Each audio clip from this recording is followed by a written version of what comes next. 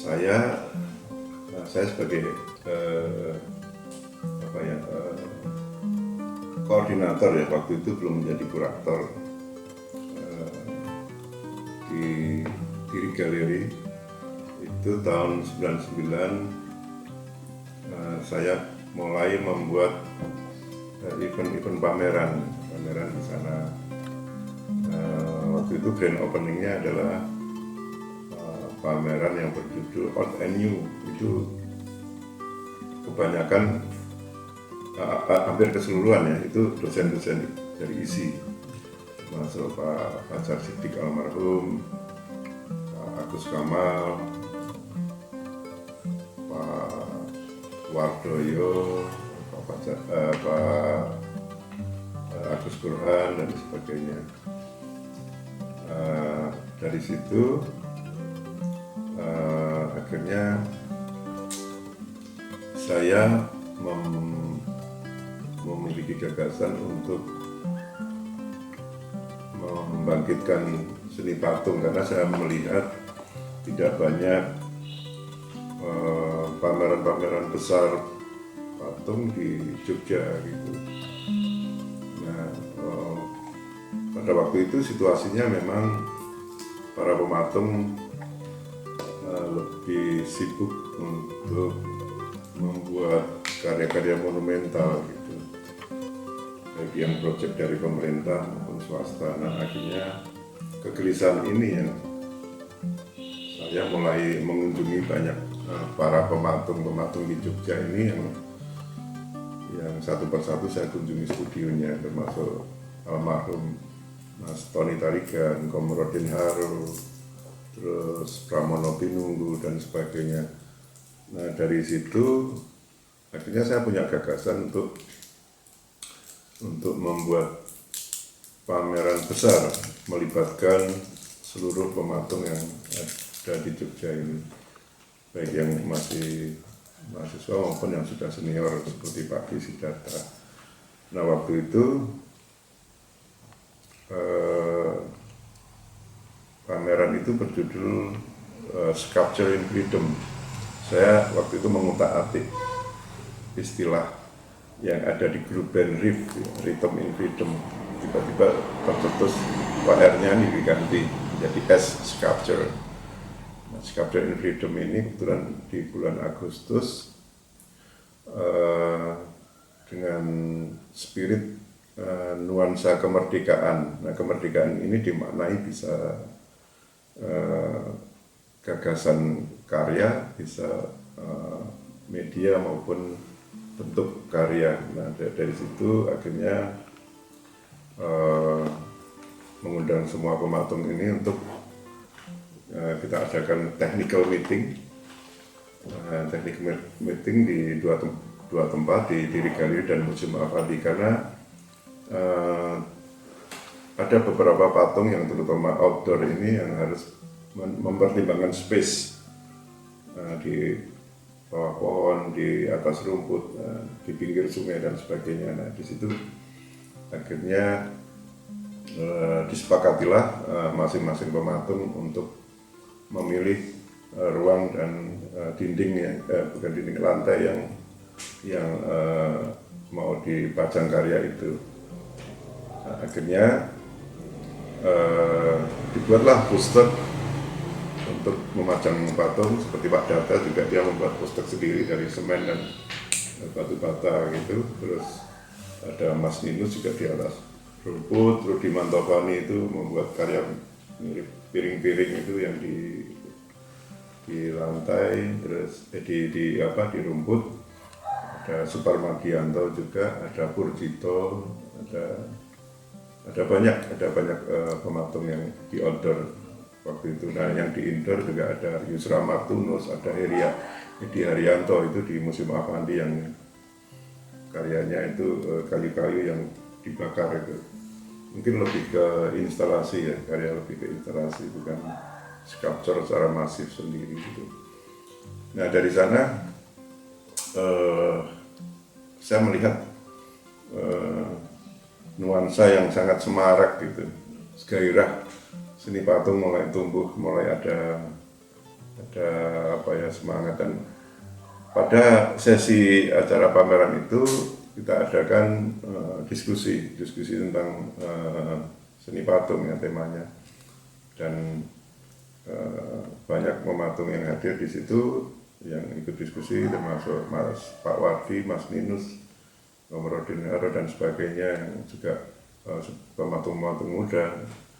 Mungkin saya tidak bisa sebut satu persatu karena banyak sekali.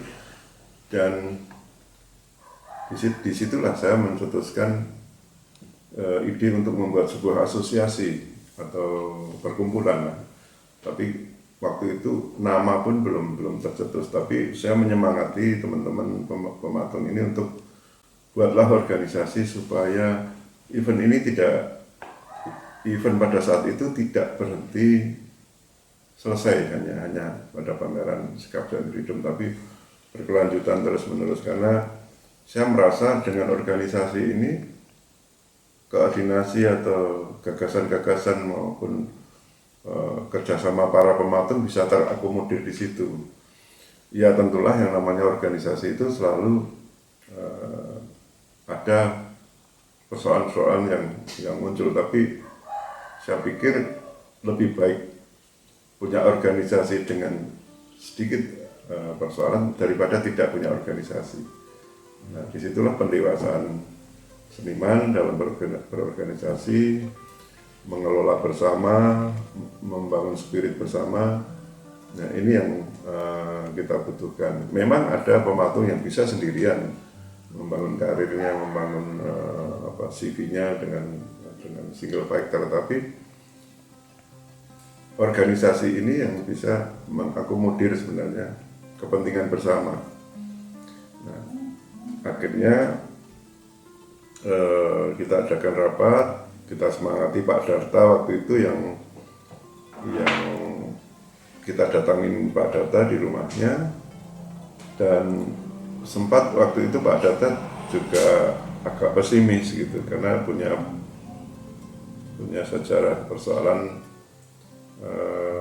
perkumpulan patung beliau almarhum yang ada di Bandung. Nah, waktu itu Pak Darta baru saja hijrah ke Jogja dan mulai berkarya di Jogja. Tapi waktu itu saya dan teman-teman menyemangati bahwa persoalan-persoalan yang sudah dilalui ini bukan berarti kita terus berhenti. Sebaiknya membuat kita lebih dewasa lagi untuk menjadi pelajaran membangun sebuah organisasi yang lebih matang, dan kita membuat dan mengakomodir kepentingan bersama ini supaya seni patung ini bergairah gitu. Nah, akhirnya Pak Darta mulai luluh dan mulai semangat, ya oke, akhirnya kita buat rapat bersama. Nah, pada saat rapat bersama itulah tercetus nama API, itu Asosiasi Pematung Indonesia, sekitar tahun 2000-an ya. Nah, akhirnya ketika API sudah berdiri, saya sudah mendorong teman-teman membangun sebuah organisasi dan ADART sudah dibentuk, mereka sudah rapat berkali-kali. Saya sudah mengundurkan diri, bukan berarti saya tahu diri bahwa saya bukan pematung. Saya bukan pematung, tapi provokasi saya untuk teman-teman pematung yang dari pameran sampai sebuah organisasi ini akhirnya terwujud gitu. Tapi saya tetap terus memantau perkembangan seni patung ini, API ini sampai beberapa tahun terakhir. Dan saya juga senang gitu, artinya anggota yang ingin masuk menjadi anggota di API ini jumlahnya sangat banyak dan di beberapa kota di Indonesia. Nah, event-event pameran pun terus berjalan, dan perkembangan seni patung juga sudah bagus, baik banget, dan pasar juga seperti itu sudah cukup terbangun, dan banyak kolektor yang mulai mengoleksi karya seni patung. Di tahun 2000 itu saya punya jaringan kolektor, karena saya sudah menjadi kurator di galeri. Saya banyak menyemangati kolektor untuk mengoleksi karya patung pada awal berdirinya API itu. Tapi waktu itu mereka masih, para kolektor itu masih bingung cara menyimpan dengan alasan macam-macam, mungkin nilai investasi mereka juga masih bingung kan. Tapi saya selalu berpikir prediktif dan memberikan ke para kolektor ini untuk berpikir dini. Namanya investasi, kalau kita lakukan kemudian hari kan terlambat, tapi kalau dilakukan sejak dini itu yang namanya investasi. Saya berikan pemahaman itu ke kolektor. Nah, tapi kolektor masih menanggapinya dengan pesimis. Nah, setelah API berdiri 2 tahun kemudian mulai semarak kan, pasar patung mulai dibicarakan dan sebagainya. Dan saya lihat karya Pak Darta yang tadinya 20-25 juta naik drastis sampai ke 125 juta dengan ukuran yang medium 1 meter lah gitu. Ini mengejutkan dan akhirnya banyak karya-karya teman pematung yang harganya pun naik kan gitu. Pengecoran juga mulai ramai dan sebagainya. Nah, kolektor tersebut juga telepon saya, loh sekarang mahal ya patung? Iya, kenapa dulu saya peringatkan nggak ambil waktu harganya masih 5-10 juta, 15 juta. Nah kalau sekarang sudah mahal, sudah terlambat gitu. Nah inilah sebenarnya kesadaran investasi itu kan harus dipikir untuk sejak dini gitu. Tapi akhirnya banyak kolektor, banyak pihak yang mulai mengoleksi patung dan membuat proyek patung di beberapa tempat.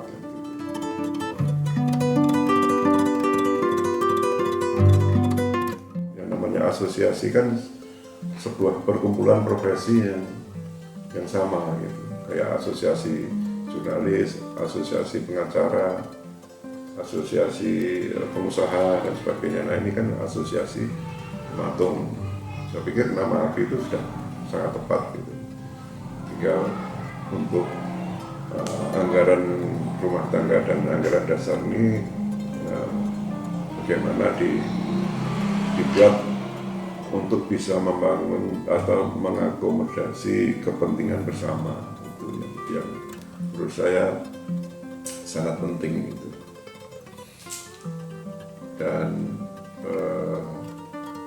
pada Mubes terakhir kemarin saya ditunjuk sebagai penasihat, ya, saya bersyukur, saya masih selalu berpikir positif untuk bagaimana API ini menjadi organisasi sehat dan menjadi organisasi yang bisa menjadi besar, yang nantinya akan bisa berhubungan dengan pihak-pihak yang bisa bekerja sama dengan API.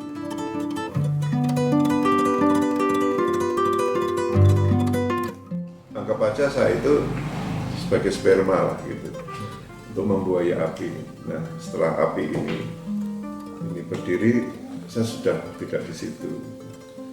Nah saya tahu diri bahwa saya tidak mau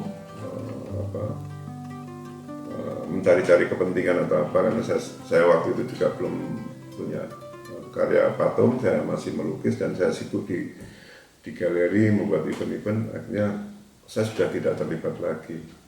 Tapi untuk ide gagasan awal iya, memang saya mensupport melontarkan ide awal berdirinya asosiasi di rapat penutupan pameran Sculpture itu.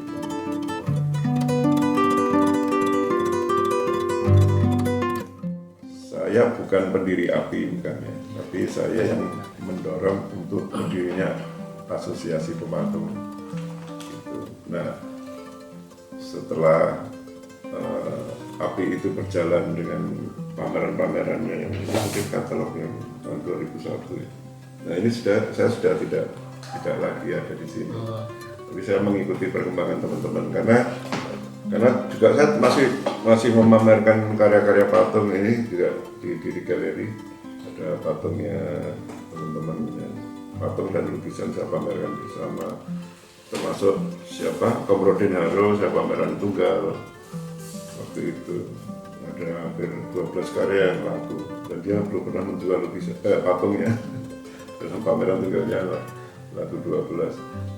Pak Bas Rizal Albara juga saya kuratori pameran tunggalnya dengan tema Muscle and Emotion, Muscle in Emotion. Jadi sebuah otot urat di dalam sebuah emosi kan. Saya angkat batunya Basil Albara itu kan ada uratnya. Nah, dari situ dia memecah batu untuk membuat sebuah bentuk. Seperti itu temanya. Banyak beberapa pameran patung masih saya hadirkan di situ. Nah, API waktu itu tahun 2002, 2001 sudah berjalan.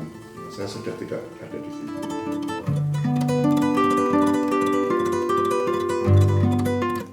Ya, kalau saya sebenarnya dengan asosiasi itu kan punya harapan besar. Ada beberapa yang masih belum terrealisir ide-ide saya.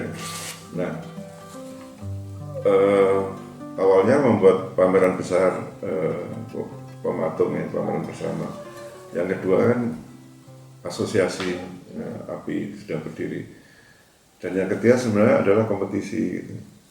Tapi kompetisi kan sudah ada beberapa kali. Tapi yang keterlibatan dengan saya pribadi, nah ini yang belum. Saya semoga kedepannya bisa kerjasama dengan API. Karena saya masih membangun jaringan itu untuk membuat kompetisi patung yang nantinya menjadi proyek patung besar di beberapa instansi, lembaga pemerintah maupun swasta.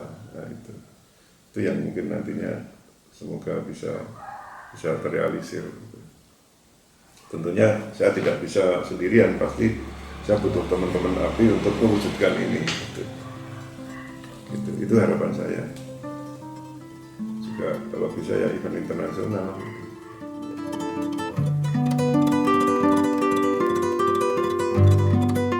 Tentunya kan dengan dokumentasi ini atau ya saksi hidup masih banyak, pasti ya mereka bisa bercerita gimana dulu berdirinya. Ya saya bicara seperti itu apa adanya, saya tidak tambahi, saya tidak kurangi, dan semoga ini menjadi catatan sejarah gitu, untuk API juga bagian gitu. Nah, teman-teman yang bergerak ini juga punya jasa besar ya. Teman-teman yang memperjuangkan API sampai saat ini, karena mengelola sebuah organisasi seni itu tidak mudah. Ya, seniman itu kan makhluk yang individualnya tinggi sekali, egonya selalu ingin diakui.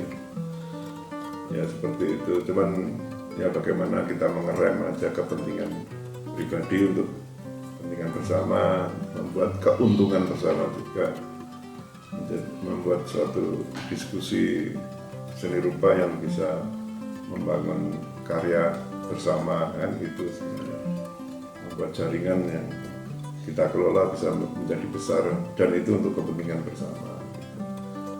Nah, masalah anggaran dasar, anggaran rumah tangga memang harus dibuat untuk bisa memuaskan semua gitu. Jangan hanya beberapa pihak saja yang mengambil keuntungan di API ini. Ini yang menjadikan organisasi ricuh dan bisa vakum nantinya. Itu aja sebenarnya. Saya ditunjuk sebagai penasihat, tentunya pikiran-pikiran positif itu yang ingin saya lontarkan. Ya kalau nanti anak-anak muda yang baru-baru kan tidak tahu sejarahnya dari mana, ya semoga ini menjadi dokumentasi yang dibaca mereka.